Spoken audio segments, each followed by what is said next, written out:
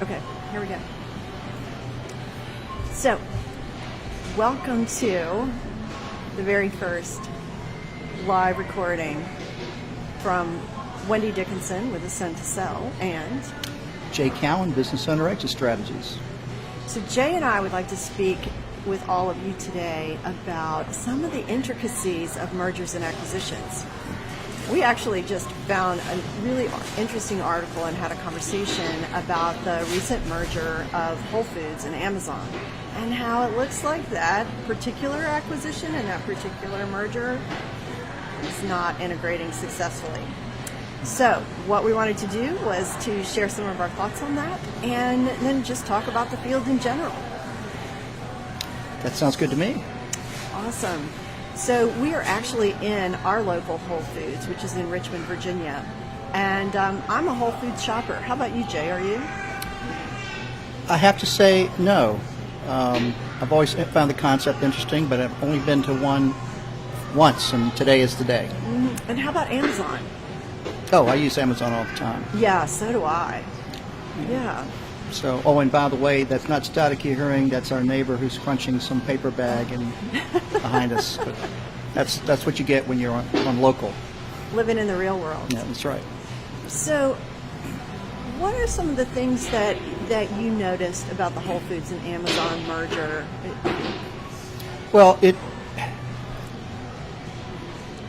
I really haven't heard much about what wholesale Foods was hoping to get out of this. A lot about what Amazon wanted to get out of it, because clearly they're the big dog in this merger. But the first thing that I see is there's a real clash of cultures with these two companies. They clearly have two different ways of wanting to do business, and they're starting to chafe a little bit around the edges. Wholesale has always had a philosophy of having a local presence, empowering their people to be able to work with local vendors to give them something that's unique in that area, and get good deals and keep their prices lower, and they feel like they give them a competitive edge, whereas Amazon is more of a one size fits all. It's all the same. It's tires or grocery stores. They kind of seem to treat everything as the same. And oddly enough, what I find interesting is for Amazon, this is more about having a more local presence in order to boost their prime distribution. Yeah. Who would have thought? So it's sort of we're used to saying let's not do anything, let's do everything virtual, but you don't need a physical store. Mm-hmm. But they're actually doing physical stores to boost the online. So I find that really fascinating. Yeah, and I have been a long-term Whole Foods shopper since they have been in this area, and I have to say one of the things I always enjoyed about Whole Foods was the very friendly, sort of interactive culture that existed within our local store. And I actually have been a paleo eater for about 8 years now, and I find that it's one of the few places that, regardless of where I go when I travel, if I'm looking for an easy breakfast or lunch or something to have in the hotel room that will, satiate my appetite, but at the same time not push me in a direction that I don't want to go with eating, then I look for Whole Foods. And it's interesting because I think that traditionally those cultures across the board, every store had its own kind of flavor, its own kind of vibe. And again, always liked the products. But like a lot of other people, I felt like they were really high as far as price was concerned. It also reminds me very much of the when Giant Foods, aka Martin's, bought the Ukrops chain. Yeah. And being a Richmond native, I knew, and I was like many other people, I didn't go on the Ukrops because I thought they were the lowest price. I went on the Ukrops because of the buying experience and feeling the way I was treated when I walked in the store by the people who worked there, and how they went out of their way to help me find things, to just bring it back if something's not right with it. You don't need an explanation. You may not even need a receipt. Just bring it back and we'll give you your money back. And especially, and most importantly, somebody who would carry the groceries out to the car. Yeah. Okay, but I have one better. I will never forget when I first moved to the Richmond area and shopped at a Ukrops store, and at that point, my kids were little, and so walked in, went through the whole store, bought all of my groceries, and got to the checkout and did not have my checkbook. And so I thought, okay, that's it. And they were awesome. They bagged all those groceries, took them out to my car, and said, the next time you're driving by the store, just drop a check by. Same experience. Same experience. I yeah. was shocked. Who does that? Nobody. And I still remember that. It was, and so I was always a very devoted Ukrops fan. Okay, so let's now just break it down a little bit, because with your work helping business owners plan strategies and my work in coaching business owners on how to build value within their businesses, I got to tell you, the psychology of this whole thing fascinates me, because of course that's my ballywick with business owners, is the psychology of mergers and acquisitions. How do you think Whole Foods and Amazon, and then heck, Ukrops and Martin's could have handled this cultural integration better? Well, it's easy to be an armchair quarterback on this, right. but my feeling is there could have been a whole lot more on the front end of this for Amazon, because I said before, clearly Amazon had a number of reasons why they thought this was going to be a good acquisition for them. And I'm still in the dark very much about why Whole Foods thought it was, other than we got the dollars. I don't know what they'd hoped to get out of it, but certainly it seems to me is the way they built their brand and their business was so people-centered. It was all about the customer, and it had to have been also all about their employees. And so very collaborative. Yeah, and so I would have thought there'd been a lot more on that front end, and with Amazon being very conscious of why they're buying this. They could have bought any grocery store or outlet of some type, but they wanted this one. So there clearly had to have been a lot of the things that made well, excuse me, it's Whole still Foods, Monday yeah. for me, even though it's Tuesday. Whole Foods. That they wanted to acquire and try to retain, but so far everything that they're doing is kind of the opposite. So I would say that they didn't spend enough time looking at the culture and taking away what was really valuable about that culture. And instead of just saying, well, we like the way they work and we can improve this by so much because we're so more efficient. And they're really all about data and efficiency, and they're not about the other. Yeah. So when I work with business clients, we always try to discuss. Let's think about what is the, what are we trying to accomplish? What's the end game? As Covey said, begin with the end in mind. And so if we're talking about potentially a long-lasting relationship, then it was enough going on at the front end about what Amazon was really hoping to get out of this, what Whole Foods was really hoping to see come out of this, and where both sides of that equation, their emotional as well as their financial objectives, were they being met by this?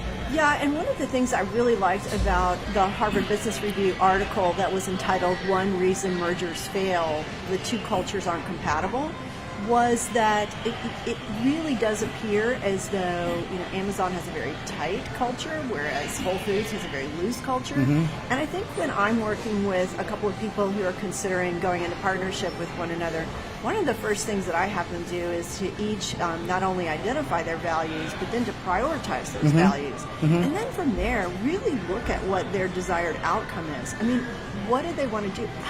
And then look at their own personal attributes, right? What are their strengths? What are their weaknesses? What are their gifts and skills? But also, where are their blind spots and their weaknesses? And does the other person fill those gaps or complement those weaknesses or not? And then if they don't, then how are those gaps going to be filled? And I don't think, and the authors of the article that I read, don't think that Amazon and Whole Foods necessarily did that. I mean, they talk also about preparing to negotiate culture from the very beginning. So you mentioned that. and then what the intentions are. That's where you're getting at. Why did each agree to the merger? And then also constructing what's considered a prenup. Do you talk to people in business about that sort of thing? Yeah, it's interesting you use that term prenup, because I like to use that as well. It's very important when you're starting a business, even not just much starting it, and especially when you're going to look at a merging or one being acquired by another, is, okay, I'm getting into this thing. I also need to be thinking very strongly about how do I get out of it? How do I unwind it? And, because certainly, and this happens even in a single business with 2 or more partners. Yeah. They generally don't spend a whole lot of time about what they individually want to hope to get out of this. Why are we in this business to begin with? And many times clients may have had a pretty good idea why they started that business, but after some years, they tend to forget why they started it, and they totally lose track of it in their day-to-day, quest to build that business. Yeah, and that totally makes sense, because we're not the same person when we're 30 that we are when we're, in my case, 57. I mean, so I may have entered into a partnership. I didn't realize you were that much older than me. Oh, I know, I'm ancient, yeah. As she kicks me under the table multiple times. Push you out of the chair. Challenge you to a push-up. I think you'd win. Yeah, okay. And then the other thing that I think is so interesting, because I've also worked with partnerships where one partner wants to work on these things and recognizes that the partnership is not very stable, and the other doesn't. Yes. That is always interesting to me. It's important, I think. The reason I like the concept of talking about the prenup, even though nobody wants to talk about it. They just want to get it going, and they're afraid to talk about it. They don't want to hurt your feelings. But once you're together on a deal, you're together. I mean, and it's kind of hard to do anything after the fact. When there's a problem with an agreement or a merger or whatever the situation might be, if you're looking at, when you're looking to transition from your business, is when memories get short and emotions run high. And if there's a real problem that's very hard to resolve, you start looking at the agreements, and it's only what the agreement states. It's nothing to do with what you remembered or what you thought you meant. Yes. A great case in point is what happened with Steely Dan. I don't know if you were a Steely Dan fan. I was, yeah. And then you had Steely Dan, some of the greatest songs ever heard, in my opinion. But even if you're not a Steely Dan fan, we had three guys that started this band in the 70s. What I find fascinating about this band is that when they started their business, they had a buy-sell agreement set up, which is, very rare to see that. And they were before they became a big hit. For a music group. For especially a music group. It should be a best practice for partnerships in business. Absolutely, absolutely. And so what the agreement basically said was, if something happens to one of us, then the remaining partners, or in this case, the Steely Dan Incorporated, would buy that deceased shareholder stock, and now the remaining 2 own 100%. And that's the way it worked the first time somebody passed away. And then when Walter Becker died a year ago, the idea was that his stock would be redeemed, and now Donald Fagen would be the remaining shareholder. But because of the way the buy-sell agreement was written 40-some years ago, and it hadn't been updated for 40-some years, as things have changed. Tip, viewers, update your... Yeah, okay, stay current. You can't lock it up in the drawer and never see it again. The estate attorneys found that, hey, the way the agreement reads, the buy-sell agreement is over upon the death of a shareholder, and so they believed it meant that the estate now owned half of Steely Dan Incorporated. Wow. And What they a have the right to nightmare. Everything. It is a total nightmare. And of course, Donald Fagen is not exactly living the dream right now, what he's trying to do with this band. So I bring that up because that is a well-known group for most people aware have heard of them. And they had certainly all the money in the world and all the talent available to them to have these things looked at, but it wasn't. And now it's becoming it's a drain on everybody. emotionally as well as financially. So I think it's safe to say that we recommend that if you're considering a partnership with someone, that you really take a look at all your documentation and also look at who you are as people.